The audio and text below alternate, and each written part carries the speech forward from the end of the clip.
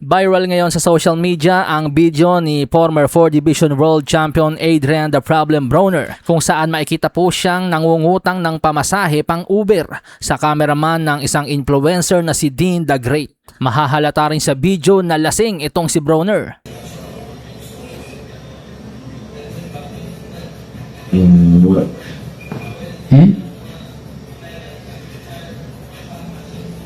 Want me to let him know? Or you can get it back. I'm gonna make sure you get it back. I don't got bread. And, yeah, or Yeah, I came in Uber, yeah. or I came in Uber, yeah. you get over. Do I have Uber? No. Yes. Hey, stop recording, man. I got you. You made a fool out of me. Nah, never. Nang mapanood naman po ito ni WBC World Welterweight Champion King Ryan Garcia, naawa ito kay Adrian Broner at nag-offer ng tulong. Ipinahayag ni Garcia na handa siyang tulungan si Broner na maayos ang kanyang sitwasyon. Hinikayat siyang tumigil sa pag-inom at mag-focus sa pagpapabuti ng kanyang sarili. Dagdag pa ni Ryan Garcia, anyone can change their life and be better. With the Lord, anything is possible. Trust me.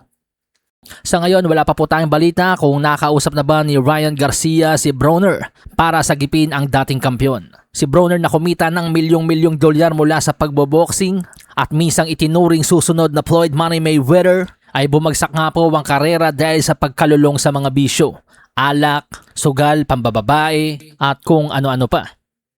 Samantala sa iba pang balita, 2 araw bago ang pinakamalaking laban sa kasaysayan ng Japanese boxing, binigyan ng World Boxing Organization si The Monster Naoya Inoue ng espesyal na Super Champion ring.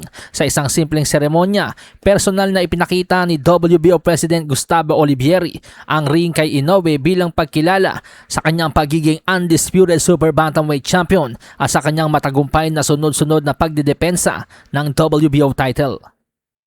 Samantala, sumagot naman na po si David the Mexican Monster Benavidez sa naging pahayag ni Oscar De La Hoya na sinabing marupok ang kanyang panga. Banat ni Benavidez, natural lang yun na sabihin ni Oscar dahil bata nga po niya si Zurdo. But at the end of the day, wala siyang pake sa sasabihin ng kahit sino. You know, you and Oscar are cool, obviously outside of things like that's this. a fighter at the end of the day. I really don't care, but people say a lot of shit. I don't care. I'm here to prove something else. Si Gilberto Zurdo Ramirez na may kartadang 48-1 with 30 knockouts. Never been knocked down sa kanyang buong karir. Natanong si Benavidez kung paano niya ihahandle ang ganitong klaseng mandirigma. Sagot ni Benavidez, kumpiyansa siya sa kanyang accuracy, volume punching, at dati na rin daw po niyang nasaktan sa sparring session itong si Zurdo. Sa katunayan, mas kumpiyansa pa nga daw po ngayon si Benavidez dahil mas manipis ang gloves sa totohanang laban kumpara sa sparring session. David, Zurdo's got a great chin. He's never been down. Your dad thinks you could stop him in 10 rounds. How do you do that to a guy who's so durable, so big, never been down before? Well, it doesn't matter. Like when you do that, how you hurt somebody's with accuracy, accuracy and volume punches. I'm very accurate. I throw a lot, and I mix it up very well. This is against a fighter I've hurt before in sparring, and that's in sparring. This is 10-ounce gloves. This is different. And I know he's gonna come ready. He's gonna have, he has a pretty durable chin. But I'm not just aiming for the chin. I'm aiming for the chin, the body, everything. I'm gonna touch everything on Saturday. Sahin ang baraha, patunayan mo sa'kin ha. Sino man ang mabunot na kalaban, di ka tatakbo ha.